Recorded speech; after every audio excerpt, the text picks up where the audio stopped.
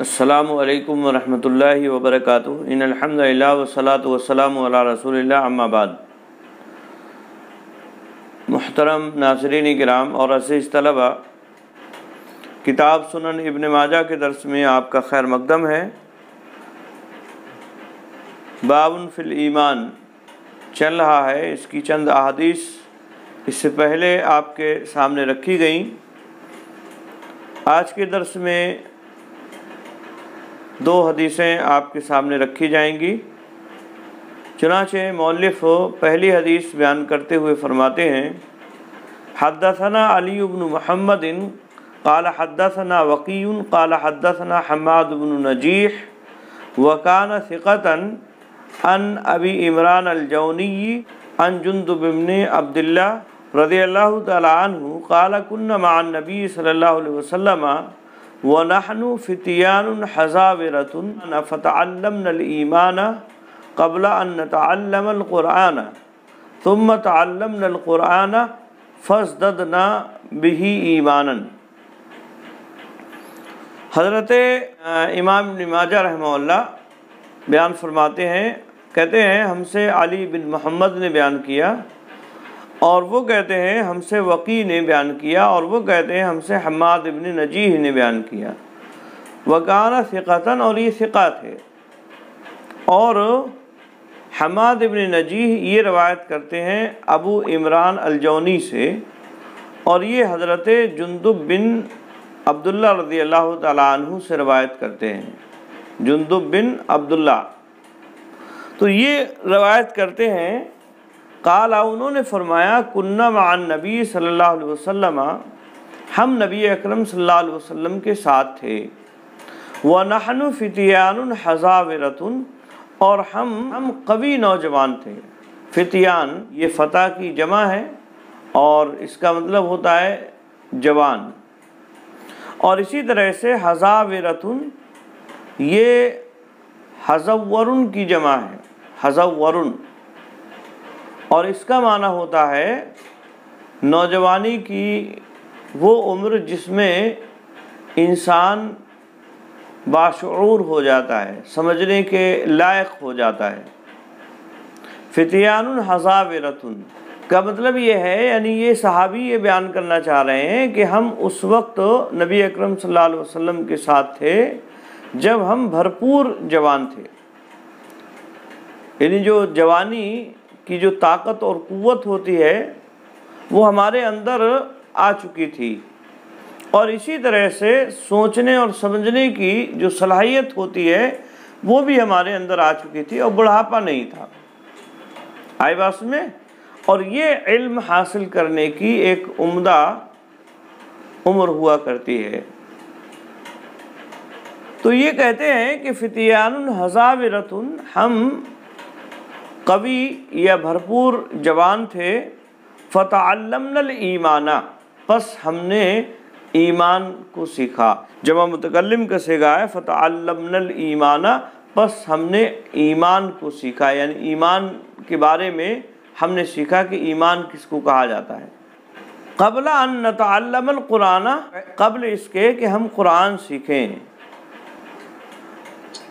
قبل اس کے کہ ہم قرآن، قبل ان نتعلم القرآن، قبل اس کے کہ ہم قرآن سیکھیں، یعنی ہم نے ایمان کو سیکھا، ایمان کے بارے میں جانا اس سے پہلے کہ ہم قرآن کو سیکھیں۔ قرآن سیکھنے سے پہلے ہم نے ایمان کے بارے میں سیکھا۔ ثم تعلمنا القرآن، پھر ہم نے قرآن سیکھا، یعنی پہلے ایمان کے بارے میں جانا۔ ایمان کس سے کہتے ہیں؟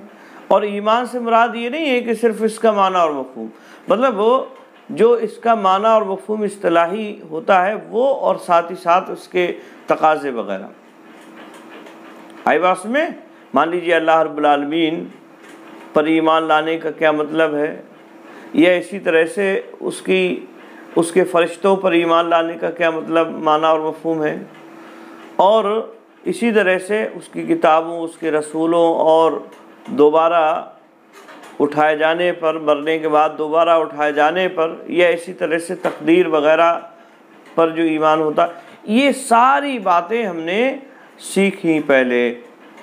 ایمانیات ان کے بارے میں ہم نے جانا نبی اکرم صلی اللہ علیہ وسلم سے، یا اسی طرح سے اہل علم جو صحابہ اکرام رضوان اللہ تعالیٰ علیہم اجمعین ہیں ان سے ہم نے یہ ساری ایمانیات کے بارے میں سیکھا۔ اور پھر اس کے بعد یعنی ایمان جب سیکھ چکے تو اس کے بعد ہم نے پھر قرآن کو سیکھا، ثم تعلمنا القرآن، پھر ہم نے قرآن کو سیکھا۔ آئی بات میں، یعنی اس کے احکامات یا اسی طرح سے اور جو دوسری چیزیں ہیں وہ ساری چیزیں ہم نے سیکھی۔ فازددنا بہ ایمانا، پس ہم زیادہ ہو گئے اس کے ذریعے سے ایمانا، ایمان میں، یعنی جو ہم نے سیکھا قرآن کو، ایمان سیکھنے کے بعد تو ہمارے ایمان میں مزید اضافہ ہو گیا، ہم ایمان میں زیادہ ہو گئے، ہمارا ایمان بڑھ گیا۔ فازددنا بہ اے بتعلم القرآن، آئی بات میں، یعنی قرآن کے سیکھنے کے ساتھ، جب ہم نے ایمان سیکھا پہلے، اب ایمان سیکھنے کے بعد ہم نے تعلیم قرآن پر زور دیا، قرآن کو سیکھنا شروع کیا۔ تو جب ہم نے قرآن کو سیکھنا شروع کیا تو قرآن کو سیکھنے کے بعد ہم ایمان میں زیادہ ہو گئے، ہمارے ایمان میں اضافہ ہو گیا۔ آئی بات میں، تو یہ حدیث اس بات پر دلالت کر رہی ہے کہ صحابہ کرام رضوان اللہ تعالیٰ علیہم اجمعین قرآن کا علم سیکھنے سے پہلے ایمانیات کو جانتے تھے، ایمانیات پر ان کا زور ہوتا تھا اور ایمانیات پر ان کا فوکس ہوتا تھا۔ آئی بات میں، اور ظاہر سی بات ہے ایمانیات کی اہمیت ایک اپنی الگ ہے، اسی کی بنیاد پر آدمی بعد میں اس کے اعمال طے ہوتے ہیں۔ اگر مومن ہے تو اس کے اعمال کا شمار ہوگا اللہ رب العالمین کے ہاں، اور اگر وہ مومن نہیں ہے، ایمان اس کا صحیح نہیں ہے، درست ایمان نہیں ہے، تو ایسی صورت میں اس کا کوئی وزن اللہ رب العالمین کے ہاں نہیں ہے۔ لہذا ایمان کی اپنی الگ اہمیت ہے، ایمان کے بارے میں سیکھنا یہ اول درجے میں ہے، یعنی پہلی دفعہ میں سب سے پہلے بنیادی باتیں جو ایمانیات کی ہیں وہ سیکھی جائیں گی، اور یہی طریقہ نبی اکرم صلی اللہ علیہ وسلم کا رہا۔ آپ صلی اللہ علیہ وسلم اسی چیز کو سب سے پہلے سکھایا کرتے تھے صحابہ کرام رضوان اللہ تعالیٰ علیہم اجمعین کو۔ آئی بات میں، چنانچہ حضرت عبداللہ ابن عباس رضی اللہ تعالیٰ عنہ کی مشہور حدیث ہے، اس میں اللہ کے نبی صلی اللہ علیہ وسلم نے حضرت عبداللہ ابن عباس رضی اللہ تعالیٰ عنہ کو ایمانیات ہی کی بنیادی چیزیں سکھائیں، اور اس میں بتلایا کہ میں تمہیں 4 چیزیں سکھلا رہا ہوں، اور وہ 4 چیزیں آپ صلی اللہ علیہ وسلم نے انہیں سکھائیں۔ اور وہ کیا تھیں 4 چیزیں؟ یہی کہ اگر تم اللہ رب العالمین کی حفاظت کرو گے تو اللہ رب العالمین تمہاری حفاظت کرے گا، اور اگر تم اللہ رب العالمین کی حفاظت کرو گے تو تم اسے اپنی مدد کے لیے اپنے سامنے پاؤ گے، اور اسی طرح سے تمہیں اگر کچھ مانگنا ہے تو اللہ رب العالمین سے مانگو، مدد اگر کسی سے طلب کرنا ہے تو اللہ رب العالمین ہی سے طلب کرو۔ پھر آپ نے تقدیر کے بارے میں بتلایا کہ ساری دنیا کے لوگ تمہیں فائدہ پہنچانے پر آ جائیں لیکن تمہیں فائدہ نہیں پہنچا سکتے مگر اتنا جتنا تمہاری تقدیر میں اللہ رب العالمین نے لکھ دیا ہے۔ یا اسی طرح سے اگر سارے کے سارے لوگ نقصان پہنچانا چاہیں تو نقصان بھی نہیں پہنچا سکتے مگر اتنا جتنا کہ لکھا جا چکا ہے، تقدیر میں اللہ رب العالمین نے لکھ دیا ہے۔ آئی بات میں، تو اس طرح کی حدیث اللہ کے نبی صلی اللہ علیہ وسلم، یہ باتیں بنیادی چیزیں جو ایمانیات کی ہیں اللہ کے نبی صلی اللہ علیہ وسلم نے حضرت عبداللہ ابن عباس رضی اللہ تعالی عنہما کو سکھائیں۔ تو ایمانیات اپنی اہمیت کے پیش نظر ان کا سیکھنا سب سے پہلے ہے، اور پھر اس کے بعد قرآن کو سیکھا جائے، اس کے احکامات وغیرہ کو جانا جائے، اللہ رب العالمین ہم سے کیا چاہ رہا ہے قرآن مجید میں، ان ساری باتوں کو جانا جائے۔ آئی بات میں، اسی طرح سے یہ حدیث اس بات کی بھی دلیل ہے، جیسا کہ آخری ٹکڑے سے معلوم ہو رہا ہے کہ ایمان میں اضافہ ہوتا ہے قرآن مجید سیکھنے سے، علم حاصل کرنے سے۔ اسی لیے کہتے ہیں فَازْدَدْنَا بِهِ ایمانًا، پس ہم زیادہ ہو گئے اس کے ذریعے سے، یعنی تعلیم قرآن سے ہم زیادہ ہو گئے ایماناً، ایمان میں، یعنی ایمان میں ہمارے اضافہ ہوا۔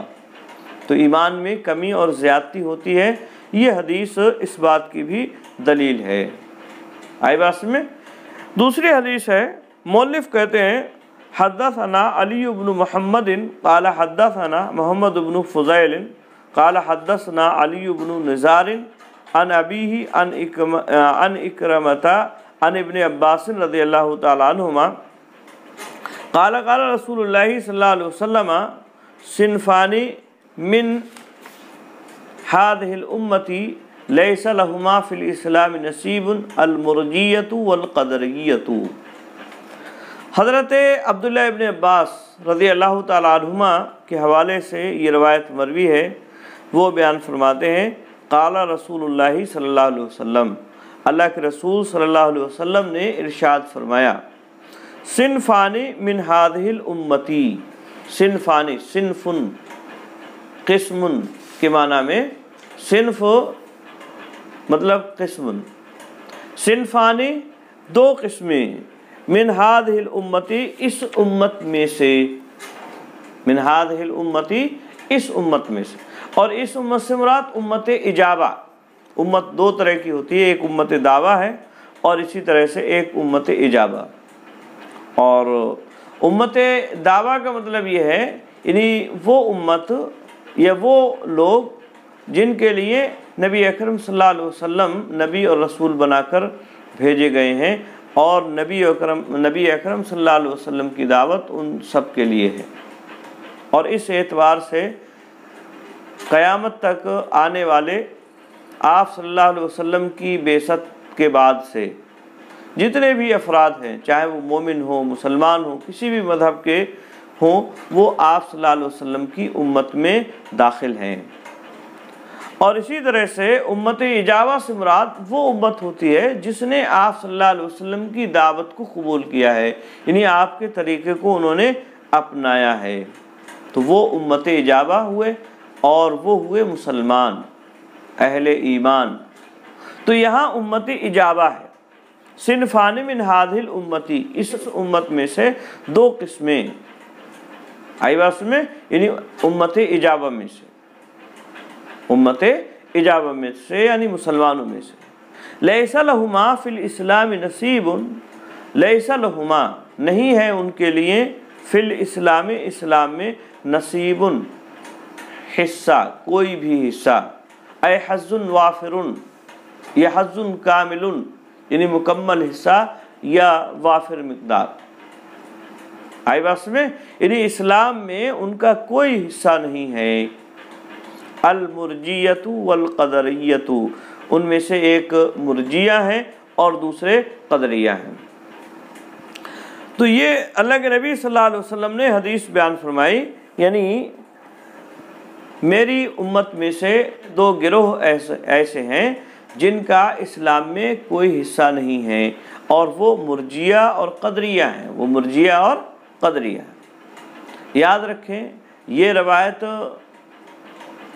اگرچہ اس کی صحت اور ضعف کو لے کر اختلاف ہے، اور کئی علماء نے اس کو موضوع تک قرار دیا ہے، کیونکہ اس میں ایک راوی جو اس سے پہلے بیان کیے گئے نزار ابن حیان الاسدی، یہ ضعیف راوی،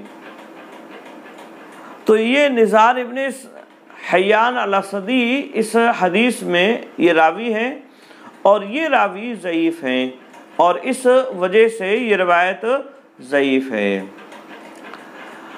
یاد رکھیں اس روایت کو بعض لوگوں نے موضوع تک قرار دیا ہے، لیکن اس سلسلے میں صحیح اور درست بات یہی ہے کہ یہ روایت موضوع نہیں ہے، البتہ ضعیف ہے، یعنی اس درجے کی نہیں ہے کہ اسے موضوع کہا جائے، لیکن ضعیف روایت ہے۔ یہ بات اپنی جگہ صحیح اور درست ہے، کیونکہ نزار ابن حیان الاسدی یہ ضعیف راوی ہے، جیسا کہ علماء نے اس کے بارے میں کہا ہے، ابن حبان وغیرہ نے، یا اسی طرح سے اور جو دوسرے علماء ہیں، تو ان لوگوں نے اس کے تعلق سے یہ بات کہی ہے کہ یہ اکرمہ سے ایسی روایات بیان کرتے ہیں جو انہوں نے سنی نہیں ہیں۔ تو یہ نزار ابن حیان یہ ضعیف راوی ہے، اس بنیاد پر یہ روایت ضعیف ہے، اور اسی طرح سے اس روایت کے جو اور بھی طرق وغیرہ ہیں یا شواہد ہیں تو وہ بھی ضعیف ہیں۔ اس حدیث کے اندر جو دو فرقے ذکر کیے گئے، المرجیہ والقدریہ، یہ دو فرقے ایک ایسی حقیقت ہے جس کا انکار نہیں کیا جا سکتا ہے، ان کا وجود ایک طرح سے مسلمہ تاریخی حقیقت ہے۔ آئی بات میں، لہذا ان دو فرقوں سے متعلق چند باتیں یاد رکھنے کی ہیں۔ اور المرجیہ، مرجیہ ارجعت الامر سے یہ اسم فاعل ہے، اور ارجعت الامر کا مطلب ہوتا ہے اخرت الامر، میں نے معاملے کو مؤخر کیا۔ ارجعت الامر سے یہ اسم فاعل ہے، اور اس کا معنی ہوتا ہے اخرت الامر، یعنی میں نے معاملے کو مؤخر کیا۔ تو ارجاء کا معنی ہوا مؤخر کرنا۔ اسی طرح سے ارجاء کا ایک اور معنی ہوتا ہے، یہ رجاؤن سے مانا گیا، اور اس کا معنی ہوتا ہے امید دلانا، امید دلانا۔ تو یہ دو معنی اس کے کیے گئے ہیں۔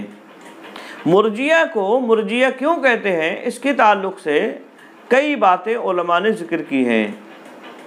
اس کی وجہ تسمیہ سے متعلق چنانچہ ایک بات یہ کہی گئی ہے، چونکہ یہ عمل کو نیت اور اعتقاد سے مؤخر کرتے ہیں، یعنی عمل کو نیت اور اعتقاد سے یہ مؤخر کرتے ہیں، اس لیے ان کو مرجیہ کہا جاتا ہے۔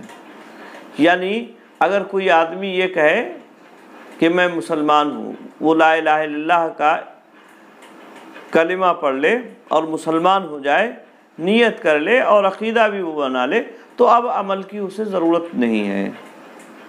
آئی بس میں، اگر وہ عمل نہ بھی کرے گا تب بھی وہ جنتی ہے۔ تو یہ ایک طرح سے عمل کو انہوں نے مؤخر کر دیا نیت اور اسی طرح سے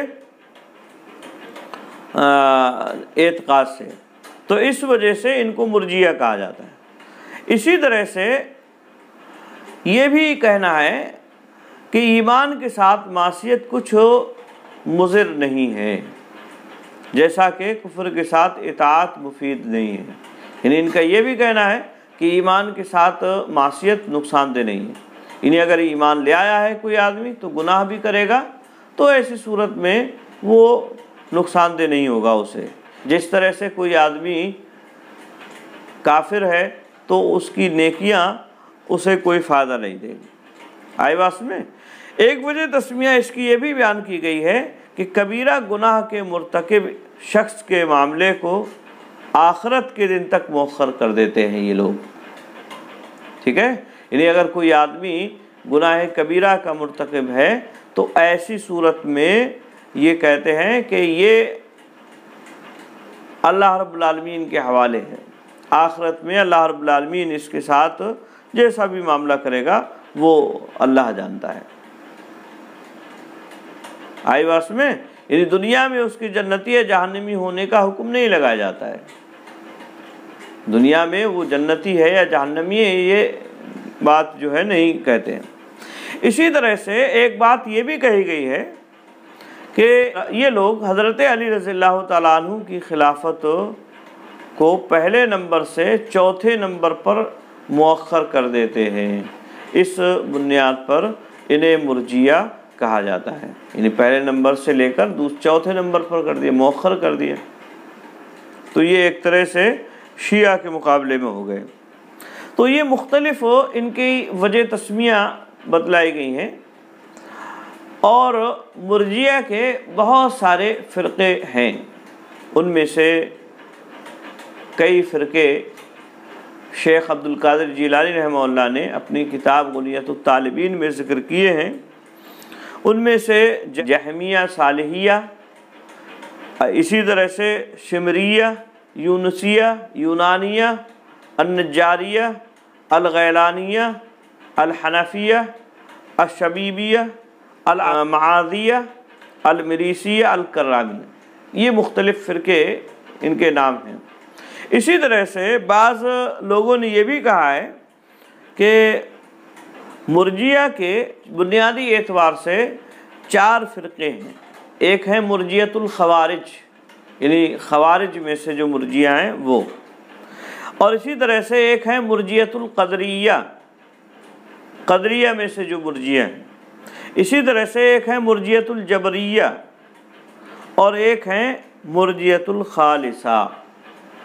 تو مرجیۃ الخارجہ خوارج، مرجیۃ القدریہ، مرجیۃ الجبریہ اور مرجیۃ الخالصہ، یہ 4 فرقے بھی بعض لوگوں نے بیان کیے ہیں۔ آئی بات میں؟ تو یہ مختلف اقسام ہیں۔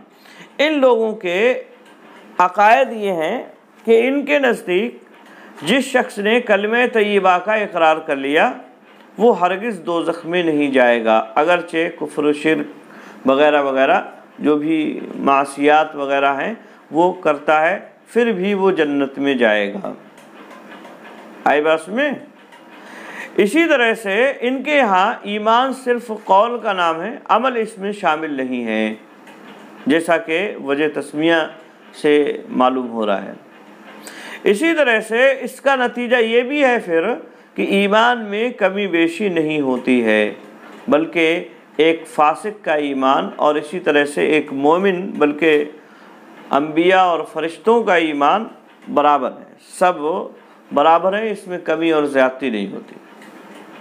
اسی طرح سے یہ صفات الہی کے منکر بھی ہیں، اور اسی طرح سے اللہ رب العالمین کے قیامت کے دن اس کا دیدار ہوگا، اس بات کے بھی منکر ہیں۔ تو یہ تو بات ہوئی مرجیہ کے بارے میں کہ مرجیہ یہ ایک فرقہ ہے جس کے گمراہ کن عقائد ہیں، بعض عقائد ان میں سے ایسے ہیں جو کفریہ بھی ہیں۔ آئی بات میں؟ اسی طرح سے دوسرا فرقہ یہاں القدریہ ہے، القدریہ، اور قدریہ سے مراد المنکرون بالقدر، قدریہ سے مراد المنکرون بالقدر یعنی قدر کا، تقدیر کا انکار کرنے والے۔ آئی بات میں؟ ان لوگوں کا عقیدہ یہ ہے کہ بندہ اپنے افعال کا خود خالق ہے، وہ اپنی مرضی سے جیسے چاہتا ہے کرتا ہے، اللہ رب العالمین کو اس کا علم نہیں ہے، یعنی اس نے اپنے علم کی بنیاد پر تقدیر کو نہیں لکھا ہے، یہ ان کا عقیدہ ہے۔ آئی بات میں؟ تو یہ جو ہے تقدیر کا انکار کرنے والے جو لوگ ہیں ان کو قدریہ کہا جاتا ہے۔ قدریہ بظاہر اس سے یہ معلوم ہو رہا ہے اور یہ کہہ سکتا ہے قدریہ سے مطلب تقدیر کا اقرار کرنے والے، لیکن اقرار کرنے والے یہ لوگ نہیں ہیں، ٹھیک ہے، بلکہ قدریہ سے مراد کون ہے؟ یعنی وہ لوگ جو تقدیر کا انکار کرتے ہیں، یعنی ان لوگوں نے تقدیر کے تعلق سے کلام کیا اور اس کی نفی پر اپنے عقل اور اسی طرح سے اپنے زعم کے مطابق انہوں نے دلائل قائم کیے، اور اس مسئلے میں انہوں نے غلو سے کام لیا، یہاں تک کہ اسی نام سے یہ مشہور ہو گئے۔ آئی بات میں؟ یعنی قدریہ کے نام سے ہی انہیں شہرت مل گئی۔ تو یہ ہے اصل میں ان کے قدریہ نام کی وجہ تسمیہ، یعنی قدریہ کیوں کہا جاتا ہے اس کی وجہ تسمیہ یہ ہے۔ آئی بات میں؟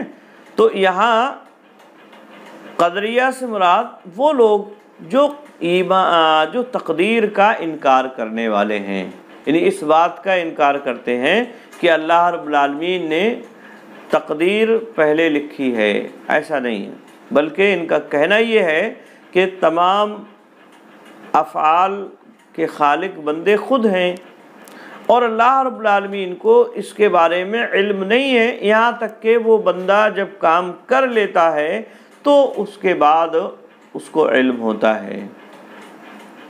اب ظاہر سی بات ہے یہ عقیدہ بھی باطل ہے، گمراہ کن ہے، آئی بات میں، جیسا کہ قرآن اور حدیث سے اس کے دلائل ثابت ہیں۔ اللہ رب العالمین جانتا ہے کون بندہ کیا کرنے جا رہا ہے، اس نے لکھ رکھا ہے۔ اب یہ الگ بات ہے، اس نے کسی کو مجبور نہیں کیا ہے، جیسا کہ اہل سنت والجماعت کا عقیدہ ہے۔ اللہ نے ہدایت دے دی، رہنمائی کر دی اس کی، اب چاہے وہ شکر گزار بن جائے یا ناشکرہ ہو جائے۔ تو یہ اللہ رب العالمین نے ہدایت اور رہنمائی اسے دی ہے، اب چاہے وہ ناشکرہ ہو جائے یا اسی طرح سے ایمان لے آئے، یہ بندے کے اختیار میں ہے۔ تو یہ اختیار کی بات ہے، لیکن اللہ رب العالمین نے اپنے علم کی بنیاد پر ہر بندے کے بارے میں لکھ دیا ہے اور جان لیا ہے کہ یہ کیا بننے والا ہے اور کیا کرے گا۔ آئی بات میں؟ ہاں، تو یہ تقدیر ہے اور بنیادی ایمانیات میں سے اس کا تعلق ہے۔ تقدیر کے اچھے برے پر ایمان لانا یہ بنیادی باتوں میں سے، اسلام کی بنیادی چیزوں میں سے ہے۔ اس کا انکار کرنے والا ایک طرح سے منکر تقدیر، یہ کفر کے درجے کو پہنچے گا۔ آئی بات میں؟ ہاں، تو یہ قدریہ کے بارے میں موقف ہوا۔ یاد رکھیں ان گمراہ فرقوں کے مقابلے میں اہل سنت والجماعت کا عقیدہ ہے، جس کے بارے میں اس سے پہلے مختصر بات آپ کے سامنے رکھی گئی۔ تقدیر کے معاملے میں بھی ان کا یہی موقف ہے اہل سنت والجماعت کا، کہ وہ اللہ رب العالمین کے بارے میں یہ عقیدہ رکھتے ہیں کہ اس نے سارے ہی لوگوں کی تقدیریں اپنے علم کی بنیاد پر پہلے ہی لکھ رکھی ہیں۔ مطلب یہ نہیں ہے کہ اس نے انہیں مجبور کیا ہے اور اب ہر بندہ مجبور ہے اسی طرح سے عمل کرنے پر جیسا کہ اس نے لکھا ہے۔ تو ایسا نہیں ہے کہ اللہ نے مجبور کیا ہے، اس نے جان لیا ہے پہلے سے۔ اللہ رب العالمین نے پہلے سے جان لیا ہے کہ کون بندہ کیا کرنے والا ہے، اور اسی اعتبار سے اس نے اپنے علم کے اعتبار سے پہلے ہی ساری چیزوں کو لکھ رکھا ہے۔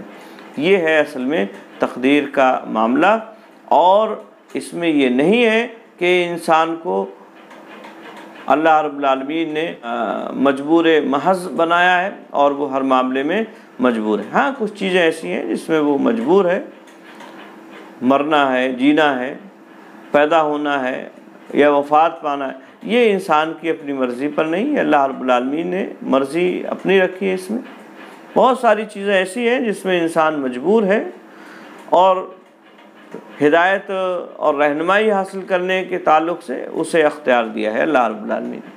ٹھیک ہے، تو اہل سنت والجماعت کا جو عقیدہ ہے، جو موقف ہے، وہی حقیقت میں صحیح اور درست موقف ہے جو کتاب و سنت سے ثابت شدہ ہے۔ آئی بات میں؟ اور اسی کے مطابق ہمیں زندگی گزارنا چاہیے۔ امید ہے بات سمجھ میں آئی ہوگی۔ آج کے لیے بس اتنا ہی۔ السلام علیکم ورحمۃ اللہ وبرکاتہ۔